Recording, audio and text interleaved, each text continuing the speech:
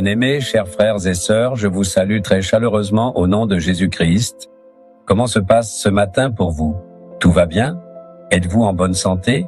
Je ne vais pas bien. Il y a de la maladie et de la faiblesse. Ma femme est malade. Mon mari est malade. Les enfants tombent continuellement malades. Je ne sais pas quoi faire. Êtes-vous dans une telle difficulté?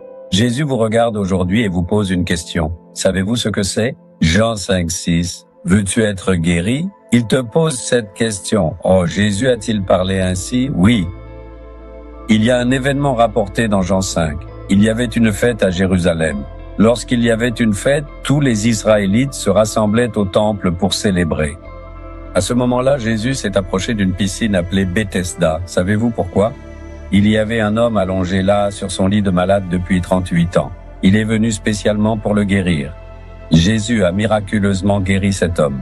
Il l'a guéri d'une maladie vieille de 38 ans. C'est ici que ce miracle a eu lieu. C'est ici que se trouvait la piscine de Bethesda à l'époque de Jésus. Il y avait ici un grand bassin appelé Bethesda.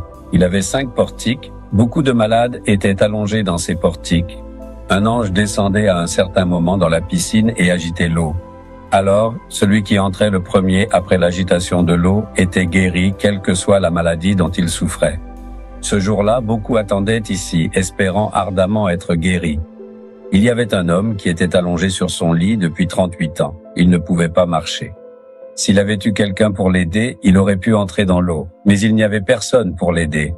Ainsi, il était allongé là, dans la détresse. Jésus vint à sa recherche. Il y avait de nombreuses portes dans le mur de Jérusalem. Il y avait une porte sur le côté gauche du temple de Jérusalem appelée la porte des brebis. Elle porte 3 noms, et les 2 autres sont la porte du lion et la porte de Saint-Étienne.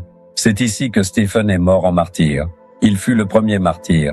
Il a versé son sang et est mort pour Jésus. Cette piscine se trouve dans cette zone. C'est là que Jésus a accompli ce miracle. Le Seigneur lui a demandé, « Veux-tu être guéri ?» Aujourd'hui, il te pose la question, « Mon fils, ma fille, veux-tu être guéri ?» Il ne peut accomplir un miracle qu'après avoir connu ton désir. « Oui, je le veux, j'ai besoin d'une guérison.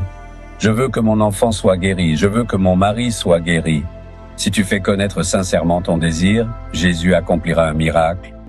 Après avoir accompli un miracle pour lui, le Seigneur l'a rencontré de nouveau au temple. Le verset 14 dit, « Plus tard, Jésus le trouva dans le temple et lui dit, « Mon fils, vois, tu as été guéri, tu es maintenant en bonne santé. Ne pêche plus de peur qu'il ne t'arrive quelque chose de bien plus grave ou de pire encore à l'avenir. » C'est ce que Jésus a dit. Alors, quelle était la raison de sa maladie? Son péché, Jésus le savait. C'est à cause de son péché qu'il est tombé malade et qu'il est resté alité. Mais Jésus n'en a jamais fait un grand problème. Au contraire, il l'a aimé, a pardonné ses péchés et l'a guéri. Il a pris le péché de cette personne sur lui-même. N'était-il pas l'agneau de Dieu venu porter le péché? Il a porté ce péché et l'a guéri. Maintenant, il l'avertit, « Mon fils, ne pêche plus. Si tu pêches à nouveau, quelque chose de pire t'arrivera. » As-tu vu cela? Si Jésus a pardonné tes péchés et t'a guéri, tu dois faire attention à ne plus pécher. Ne pense pas, Jésus pardonnera tout. Laisse-moi vivre comme je veux. Ne te trompe pas. Le Seigneur t'avertit que pire t'arrivera.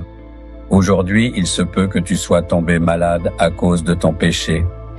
Cela peut être ton péché ou une malédiction. Tu dois le réaliser et dire, « Seigneur, pardonne-moi. Pardonne mon mari, pardonne mon enfant. S'il te plaît, pardonne le péché et la malédiction de ma famille et guéris-la. » Si tu prononces simplement une parole comme celle-ci, il deviendra compatissant et accomplira un miracle pour toi. Aujourd'hui, une guérison miraculeuse va avoir lieu dans ta maison. Tu vas voir ce miracle. Je crois que Jésus, qui a guéri un homme malade depuis 38 ans ici même, te guérira aussi. Si tu es malade, pose ta main et prie. Si quelqu'un d'autre est malade à la maison, pense à lui et prie. Dis, Jésus, Jésus, pardonne leurs péchés et guéris-les. Alors il y aura un miracle. Père, tu as guéri cet homme de façon miraculeuse en lui demandant « Veux-tu être guéri ?» Regarde ce fils, cette fille. Il est le prie avec un cœur troublé et de la douleur à cause de la maladie. N'as-tu pas eu de la compassion en voyant des malades et ne les as-tu pas guéris? Quand j'étais sur mon lit de malade, tu es venu me chercher et tu m'as guéri. Guéris ce fils, cette fille, cet enfant. Au nom de Jésus-Christ, qu'il y ait une guérison maintenant, que cette maladie disparaisse, que leur lit de malade soit transformé, qu'ils reçoivent une guérison miraculeuse même aujourd'hui. Nous prions au nom de Jésus-Christ. Amen. Amen. Abonnez-vous à la chaîne YouTube Jésus Redeems français. Cliquez sur le bouton s'abonner et cliquez également sur l'icône cloche pour recevoir des mises à jour sur nos nouveaux programmes quotidiens.